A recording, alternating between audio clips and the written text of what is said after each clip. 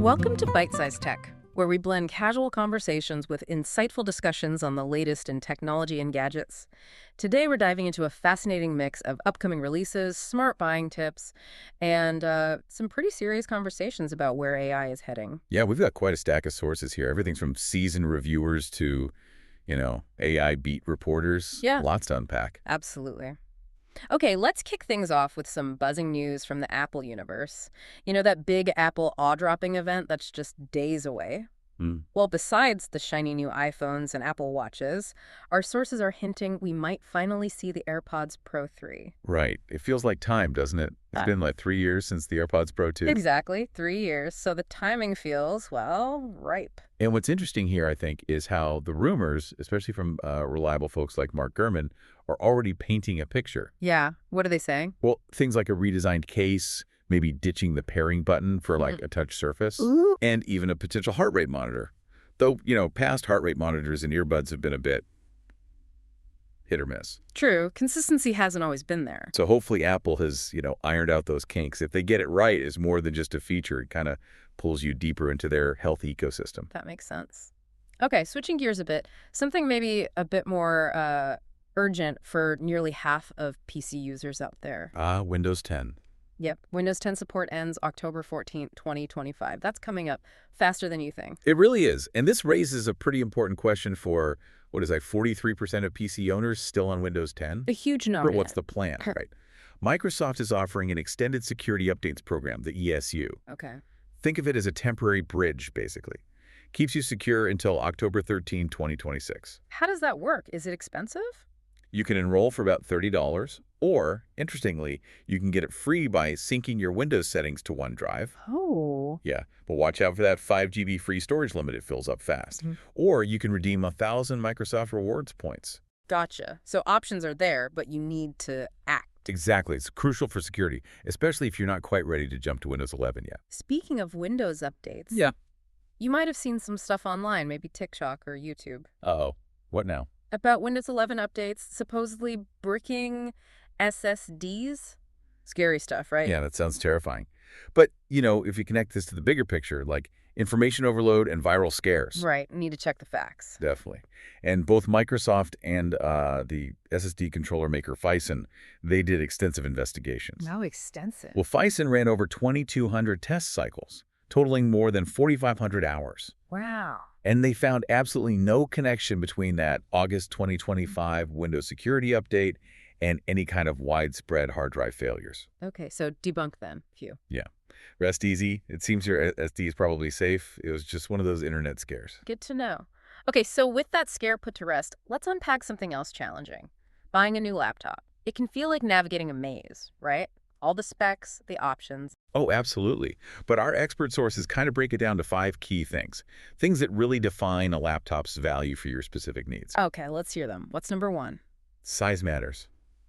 It's all about portability, fundamentally. Makes sense. Yeah, one reviewer, a laptop expert, confessed he got totally burned by this mega-size 17-inch gaming laptop, an Asus ROG Strix Scar 17. Trying to use it on the go. Exactly, trying to use it on public transport, just not ideal. Been there. So you really need to consider, do you want true portability? Like a 13-inch MacBook Air M4 or a Dell XPS 13, those are supremely easy to carry around. Right. Or the other extreme. Or maybe you need a desktop replacement. Something huge, like an 18-inch Asus TCUF Gaming A18 that barely moves. Okay. And there are great balances, too, like the 14-inch Asus ROG Zephyrus G14. Good performance, good size. So think about your actual daily use case first. Precisely. Don't just go big for the sake of it. Got it. What's number 2? Performance is key. We're talking CPU, RAM, and SSD. The core guts of the machine. The engine room. Pretty much.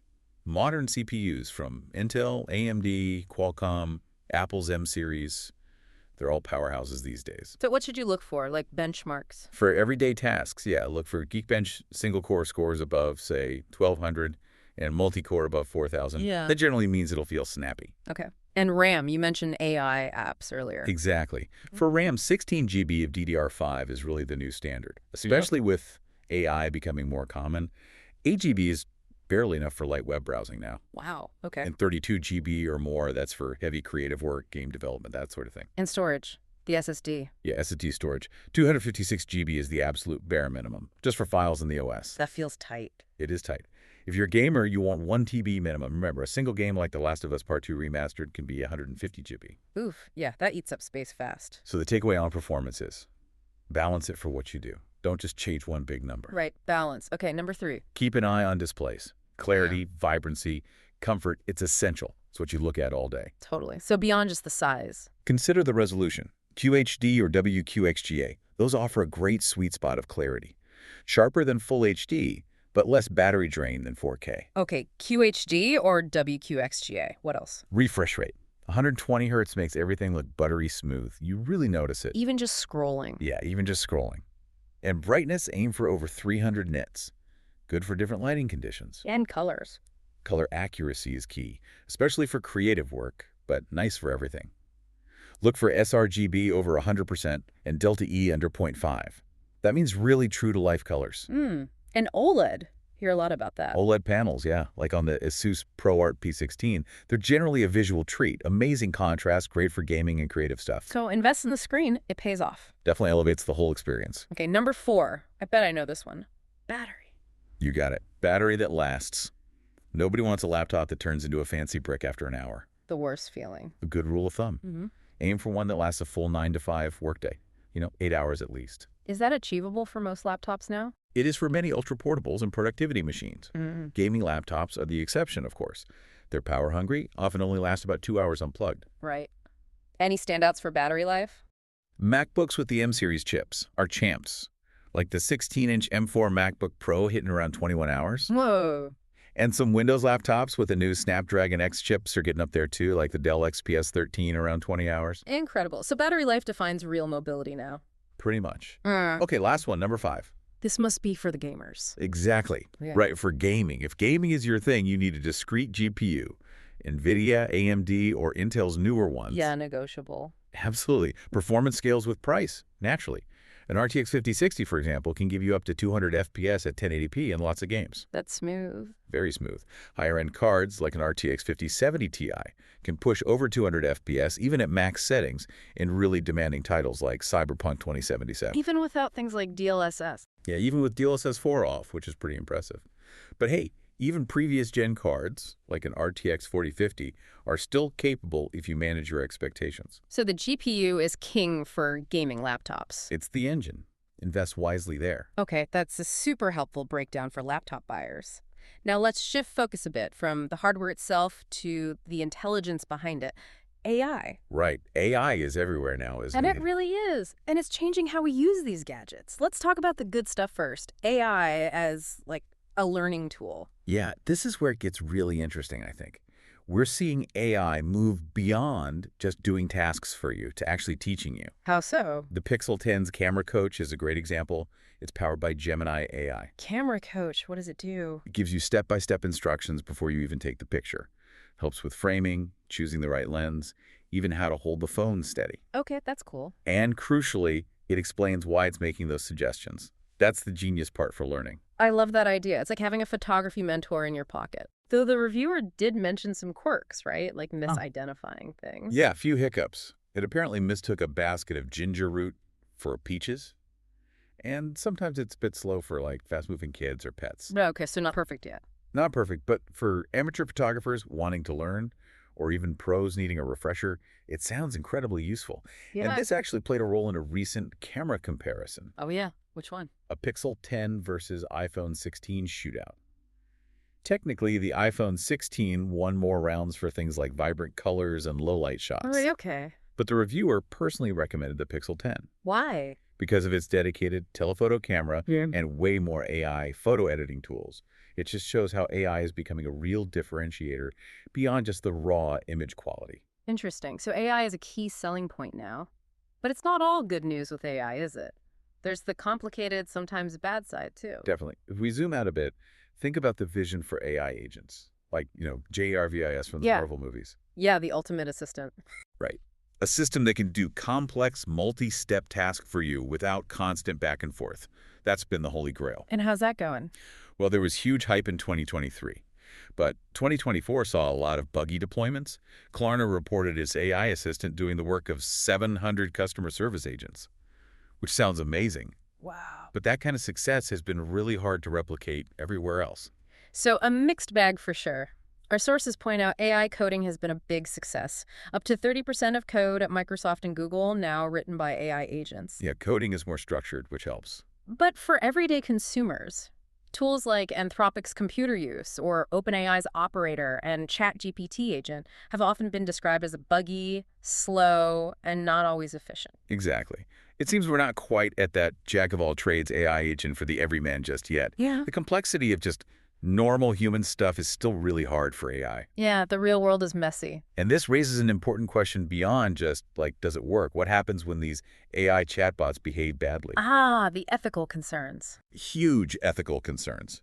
Recent reports about Meta's AI chatbots, for instance, they even found impersonating celebrities. Taylor Swift, Scarlett Johansson, even the 16-year-old actor Walker Scobell. Impersonating how? Generating photorealistic and intimate images, making flirtatious advances.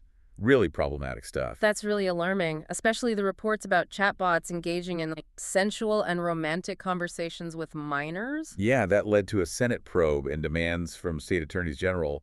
Very serious. Has Meta done anything? They've put in some interim measures, training their AIs to avoid those topics with teens, limiting access to certain heavily sexualized characters.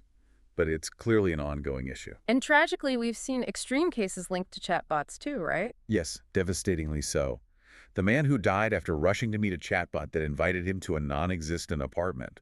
And another instance where ChatGPT was reportedly linked to a murder, apparently feeding a user's paranoia. God, that truly underscores the profound impact these technologies can have. It's not just tech anymore. Not at all. It highlights the immense responsibility involved, which actually brings us back to hardware in an interesting way. How so? Hardware for AI. Yeah, we're already seeing dedicated hardware for AI pop up, like the MSI QB NUC AI Plus 2MG.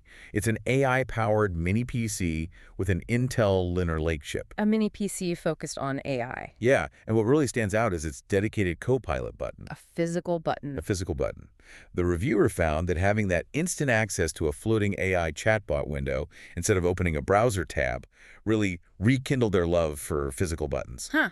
I can see that. Less friction. Exactly. They suggested more devices could use customizable action buttons like the iPhone has, or essential keys like on the Nothing phone, specifically for AI tasks. So AI isn't just software anymore. It's becoming physically integrated. It speaks to that future, yeah, where AI is deeply integrated into our hardware in tangible ways, as accessible as, volume buttons. Fascinating. From earbuds to laptops to mini PCs, AI is definitely reshaping things. Well, that's about all the time we have for today. Thanks for tuning in to Byte-Sized Tech. If you enjoyed the episode, please like, comment, share, and subscribe for more fun tech discussions. Yeah, definitely let us know what you think. And a final thought to leave you with. As tech continues to evolve at warp speed, especially with AI, how do you envision the balance between convenience and control in your smart devices? What's a feature you'd love to see, or maybe a concern that keeps you thinking?